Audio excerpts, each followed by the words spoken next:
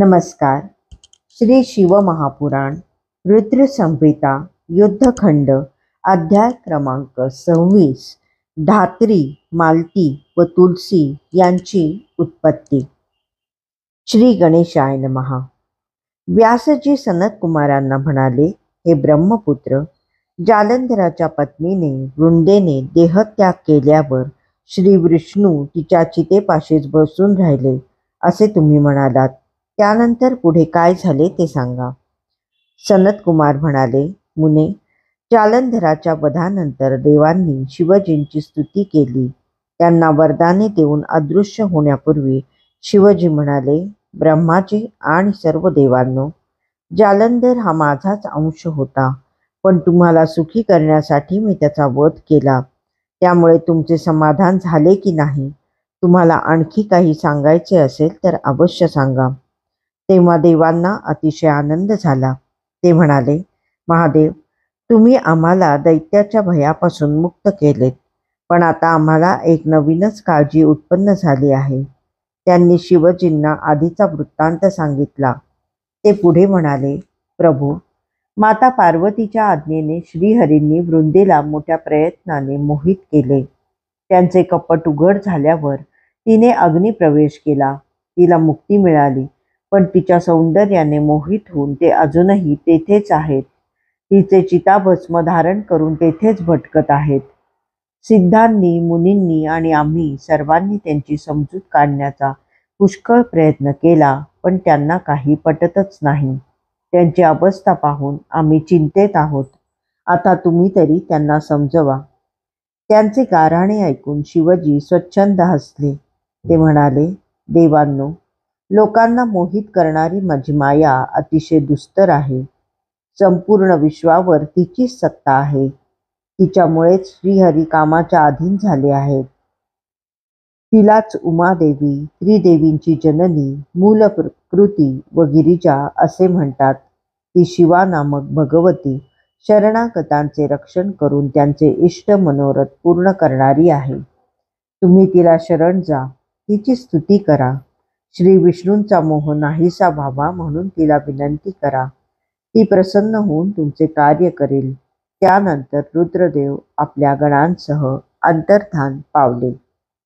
शिवजींच्या आज्ञेनुसार देव भक्तवत्सल प्रकृती देवीची स्तुती करू लागले. ते म्हणाले, जिच्या योगाने सत्व, रज, तम हे 3 गुण प्रकट होऊन सृष्टीची निर्मिती, पालन व संहार करतात. जिच्या इच्छेने विश्व दृश्यमान व अदृश्य होते, त्या मूलभूत प्रकृतीला आम्ही नमस्कार करतो. जी समस्त विश्वामध्ये भरून आहे, जी शब्दादी गुणांचे रक्षण करते, जी त्रैलोक्यात नानाविध रूपगुणांनी नित्य सन्मुख असूनही ओळखता येत नाही, त्या मूल प्रकृतीला आम्ही नमस्कार करतो. जिच्या भक्तीने युक्त असलेल्या पुरुषांना दारिद्र्य आणि मोहाने उत्पन्न झालेले विकार त्रास देत नाहीत, त्या मूल प्रकृतीला आम्ही नमस्कार करतो. हे शिवे, ज्यावेळेस शिवजींचे व जालंधराचे युद्ध झाले, त्यावेळेस गौरीच्या आज्ञेनुसार श्रीहरींनी दैत्यराजाची पत्नी वृंदा हिला मोहित केले. आपला सतीरूप धर्म नष्ट झाला म्हणून तिने अग्निप्रवेश केला. तिला सद्गती मिळाली. जालंधर युद्धात मारला गेला. शिवजी दयावान आहेत. त्यांनी आम्हाला मोठ्या भयापासून मुक्त केले. हे भगवती, आज त्यांच्या साधनेने आम्ही तुला शरण आलो आहोत. तू आणि शंकर दोघेही भक्तांचा उद्धार करणारे आहात. वृंदेच्या लावण्याने मोहित झालेले श्रीहरी तिचे चिताभस्म लावून धारण करून ज्ञानरहित होऊन जालंधराच्या नगरातच राहिले आहेत. आम्ही सिद्धांनी आणि मुनींनी त्यांची पुष्कळ समजूत काढली, पण तुझ्या मायेने मोहित झाल्यामुळे त्यांना काहीच समजत नाही. म्हणून आम्हाला तुझ्या साह्याची अपेक्षा आहे. तू आमच्यावर दया कर. श्रीहरी पूर्वीप्रमाणेच वागतील असे कर. देवांनी भगवतीची स्तुती केली. तेव्हा आकाशात विलक्षण तेज प्रकट झाले. त्या तेजोमंडलाच्या मध्यभागी ब्रह्माजी व इंद्रादिक देवांना देवीचे दर्शन झाले. त्यांनी तिला नमस्कार केला. तेव्हा आकाशवाणी ऐकू आली. मी त्रिगुणांमध्ये 3 रूपांनी स्थित आहे. सत्व, रज व तम या गुणपरत्वे सरस्वती, लक्ष्मी व गौरी म्हणजेच काली ही 3 रूपे आहेत. माझ्या आज्ञेने तुम्ही त्यांच्यापाशी जा, त्या तुमचे मनोरथ पूर्ण करतील. ती नभोवाणी ऐकून देवांना फार आनंद झाला. तेवढ्यात आकाशातील तेजही अंतर्धान पावले. भगवती प्रकृती देवीच्या सांगण्यावरून देवांनी सरस्वती, लक्ष्मी आणि गौरी यांची मनःपूर्वक स्तुती केली. तेव्हा त्या 3ही देवता त्यांच्या समोर प्रकट झाल्या. त्यांनी आपल्या अद्भुत तेजाने दशदिशा उजळून टाकल्या होत्या. देवांनी त्यांना आदराने नमस्कार केला. मग सर्व वृत्तांत कथन केला. तेव्हा त्या म्हणाल्या, देवांनो, आम्ही तुम्हाला 3 बीजे देतो. ती विष्णू बसले आहेत तेथे टाका. त्या योगे तुमचे कार्य सिद्धीस जाईल.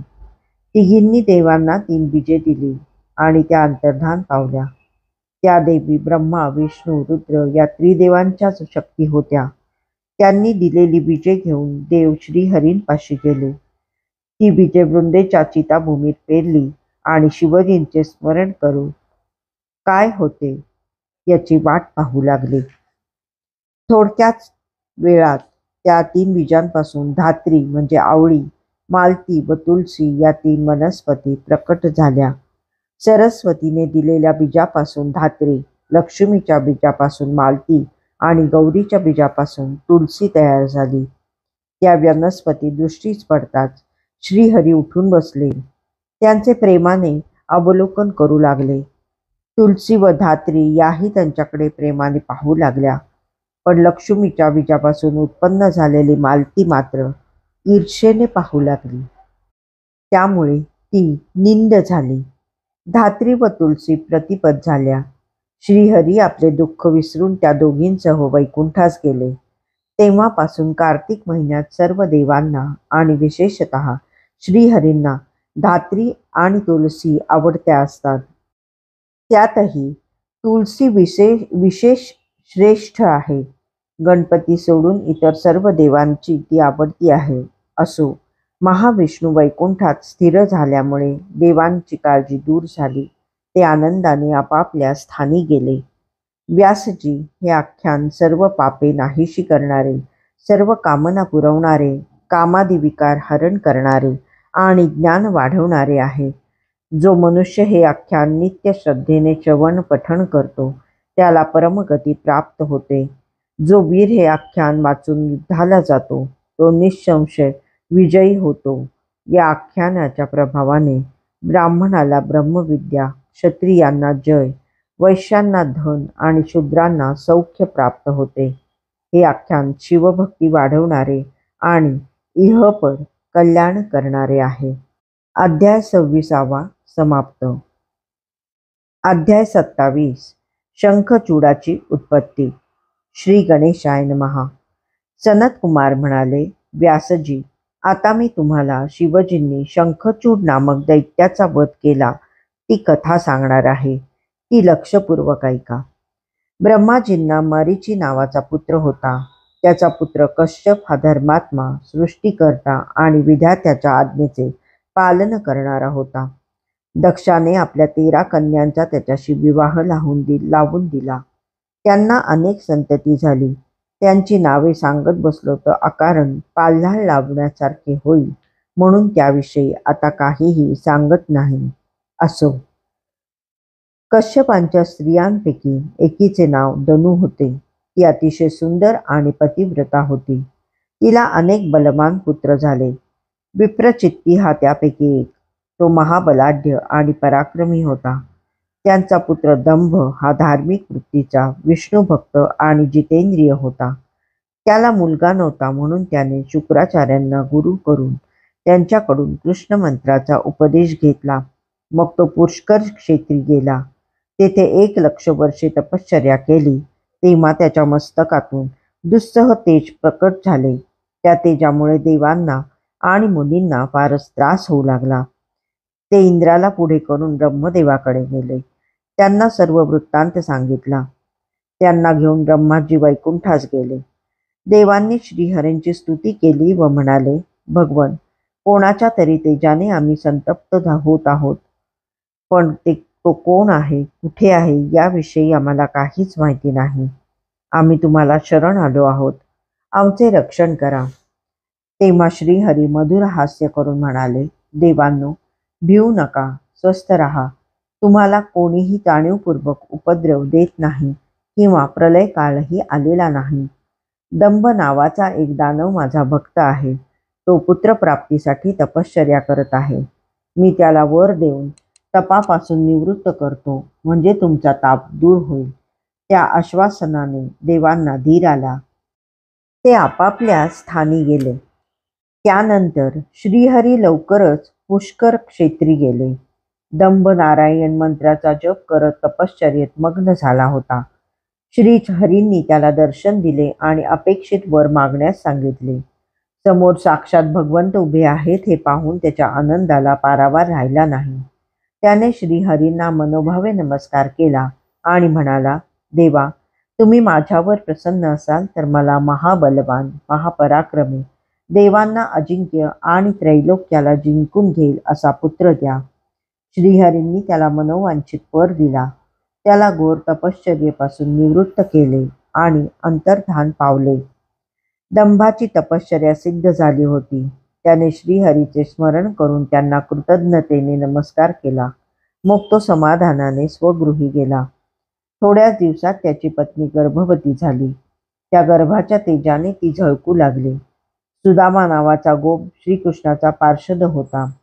राधेने शाप दिल्यामुळे तो दंभ पत्नीच्या पोटी गर्भरूपाने आला होता. योग्य वेळी प्रसूत होऊन त्या साध्वीने एका श्रेष्ठ पुत्रास जन्म दिला. पित्याने मुलींना बोलावून त्यांचे जातकर्म केले. पुत्रप्राप्तीनिमित्त मोठा उत्सव केला. पुढे एका शुभदिनी थाटामाटात बारसे करून त्यांचे शंखचूड असे नाव ठेवले. तो शुक्ल पक्षातील चंद्राप्रमाणे लहानाचा मोठा होऊ लागला. आपल्या बाललीलांनी सर्वांना आनंद देऊ लागला. तो अतिशय तेजस्वी होता, बुद्धिमान होता. त्याने लहानपणीच सर्व विद्या आत्मसात केल्या. त्यामुळे तो कुटुंबातील सर्वांचा आवडता झाला. अध्याय 27 समाप्त.